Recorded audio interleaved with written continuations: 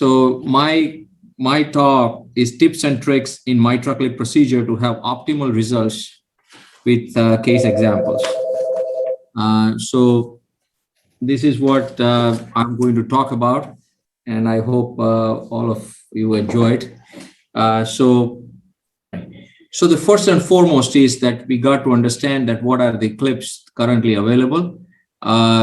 In the sense that if we know the clips that are available, then we can organize ourselves a little bit better. So the currently, Saibal was pointing out some basic things, but there are two major clips, and I know he has other nice cases to show. But just for the simple things to understand that there is an NT and XT. So the NT is this shorter one, and the XT is the longer one.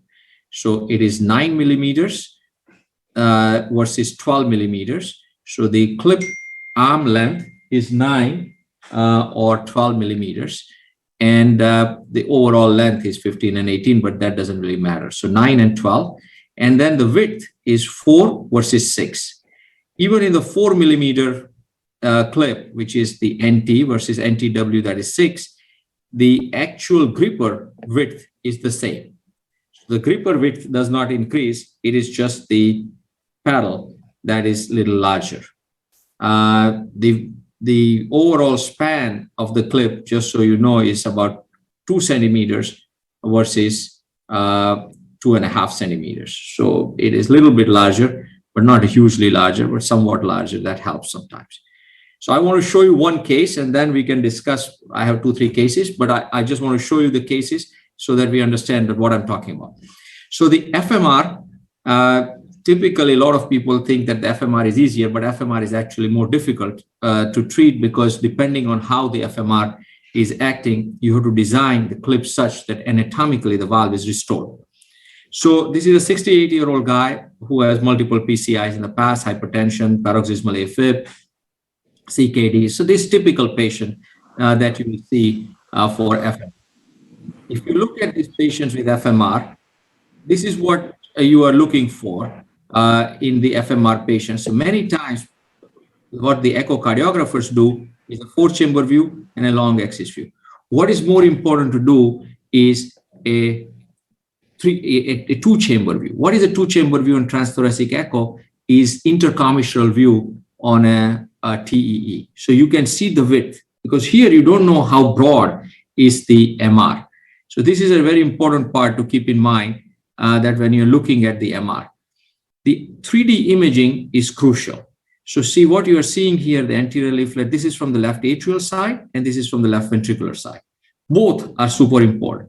So if you look at the atrial side, if you look at the P1, P2, and a P3, so this is the medial side, lateral side, and you can tell that where the leaflets, how deep are the scallops of the leaflet. Some people call them clefts, but you can call them clefts or scallops, doesn't matter.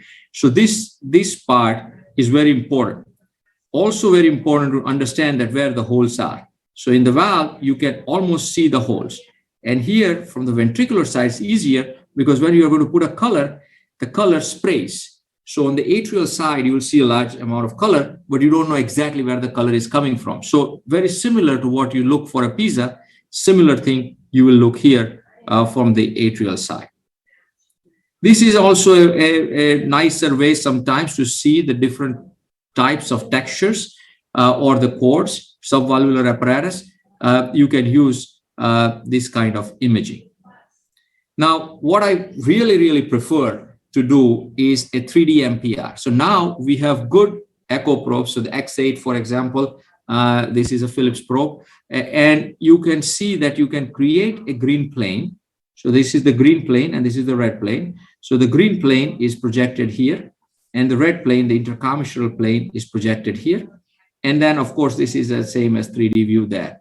But if you look at these two views and this, now you can plan your clip to say that you are going to put it in this direction. So how would be the posterior leaflet? How much is the anterior leaflet? If you put a 12 versus 9 millimeter clip, which is XT versus NT, if you put a larger clip, the coaptation will move posteriorly. If you put a smaller clip, the coaptation will stay where it is. So sometimes in order to maintain the coaptation line in the right spot, you have to design your clips in such a way that you don't distort the valve. You don't pull it up and down the coaptation line, so it doesn't go like that, or it doesn't go like that. So this is a very important part in my mind to say that what clips would work better or not. The cords are also important to know, so that we cannot obviously put a clip near the cord, otherwise the leaflet will kind of buckle. Now, when you do the transseptal puncture, again, this is a very important thing to keep in mind, that these days I like to do everything with MPR. So what we are doing here is that this is the transseptal puncture here, which is superior inferior, as Saibal pointed out. This is posterior. And then you can see the mitral valve, and you can see that how far this mitral valve is from the transseptal puncture. But very importantly, what also is very clear is that where you are exactly sticking in the fossa. So this is the fossa. And so right now we're sticking here on the top of the fossa. So let's say you don't have enough space to the mitral valve, then you will, in order to go there, you have to come down. So you will have to come down on this, and then you can go a little bit further posterior here. And this will be a larger length, or it will give you height. So it's very important to recognize that where we stick, see here, the another example. So you can know that how far posteriorly, see how far posteriorly we are, but we are in the middle of the septum. If we were higher on the septum, you cannot go there because the fossa is like this. So in order to gain height, sometimes you have to come a little bit below on the superior inferior side and posterior. So, but these kind of images are very beautifully seen currently with the 3D pictures. I personally like, as Saibal was pointing out, fluoroscopy quite a bit. So I like an aerial view. I put the catheter in the non-coronary cusp, and I like to see this distance. So this distance tells you, because mitral valve is right there, so this distance tells you the height. So this is a simple way to say how much height you are going to gain, because if you cannot, the fossa is roughly here. So if you are here, you cannot go there because there is no very thick septum there. So if you want to come to the fossa in the middle, you have to come a little bit posteriorly. So RAO view is very helpful, and LAO view to see the height from the picture. Now, how do you put the clip? So this is the same patient that I just showed you. Now the color. So you see that the color is there, but it's broad, and see it leaks all the way like that. So it leaks from there to there. Transthoracic echo, as I said, if you do a two-chamber view, you will see the breath. You will see now the breath because it's a two-chamber view.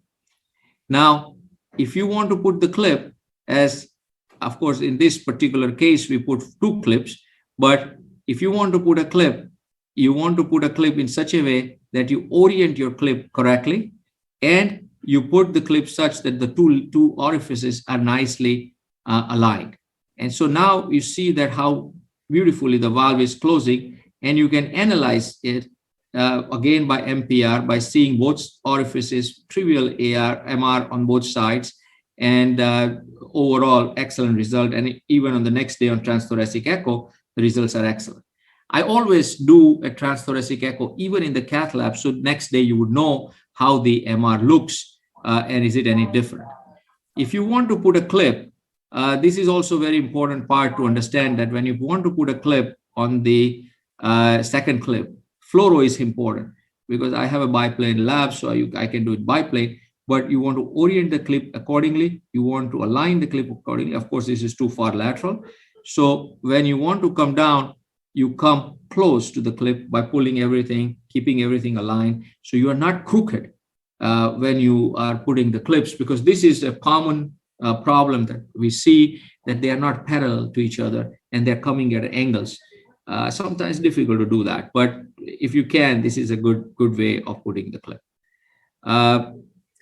Clipping is a little bit of an art rather than a science, so keep that in mind, that sometimes it is difficult. When you analyze the results, it is also important to analyze the results not just in the atrial view, but also in the ventricular view. Because see, when you see the atrial view, you find that a lot of MR is there. You want, not a lot, but some MR is there. Then you want to find out how, so this is the medial side, lateral side is flipped. So this is the lateral side, medial side. So you see that it's right there. So if you want to understand that where exactly it is leaking, why it is leaking, can you put a clip or not, all of those things can be analyzed by looking at the ventricular side. And see, you can see it here, that why the leaflet is slightly restricted there still, but it is not a lot of MR. So you will decide depending on the hemodynamics. So you can check the V wave, see the LA pressure, and LA pressure measurement is crucial. So LA pressure, you have got to see how the LA pressure is at the time. And Saibal likes to put a pigtail. That's another great idea. So either way, but you got to know the LA pressure accurately while you're doing the clipping. Now, this is a degenerative MR.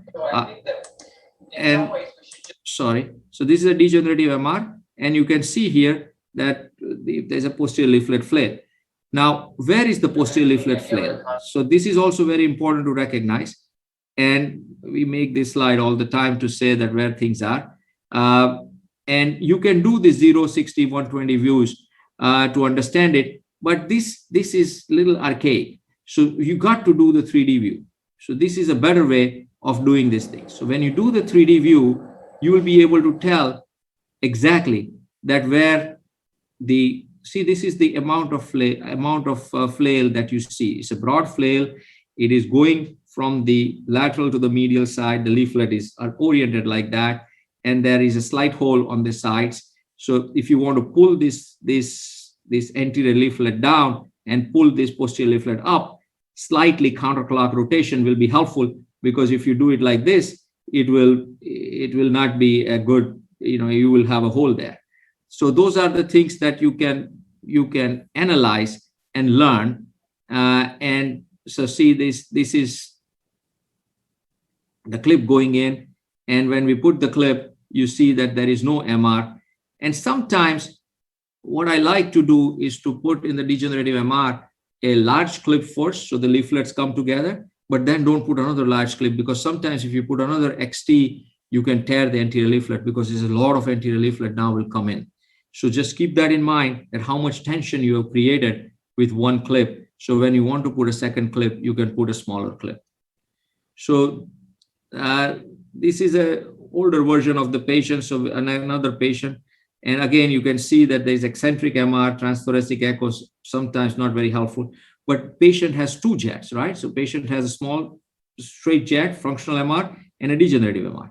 So this is not uncommon that you see two different mechanisms of jet in these patients. And many times, depending on the orifice size, you decide to treat one versus the other.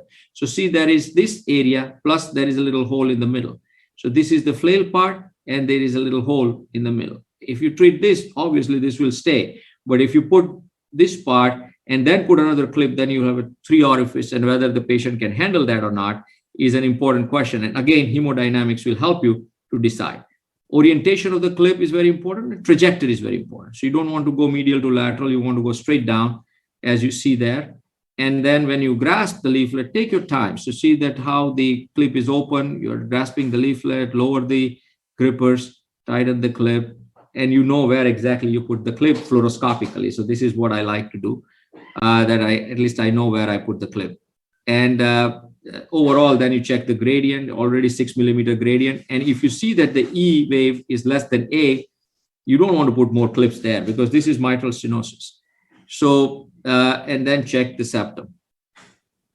Patient is doing very well. And this is a patient, 90-year-old, with a severe MAC. You see the severe MAC and a prolapse leaflet. Now, if you have this kind of a patient, severe MAC, you see the MAC is on severe MAC, severely dilated right ventricle. You would not go close to this patient for any kind of surgery.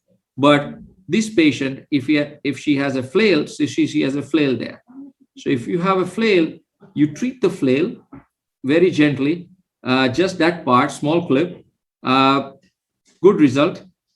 Some MR left, no big deal. Check the hemodynamics. So this is the V wave, 60 millimeters. Now 20 millimeters. Patient is going to do outstanding. You don't need to put more clips and create mitral stenosis. So this is a very important part to keep in mind, that you want to align the clips, use the echo guidance and hemodynamic guidance to guide you. Thank you so much for your attention.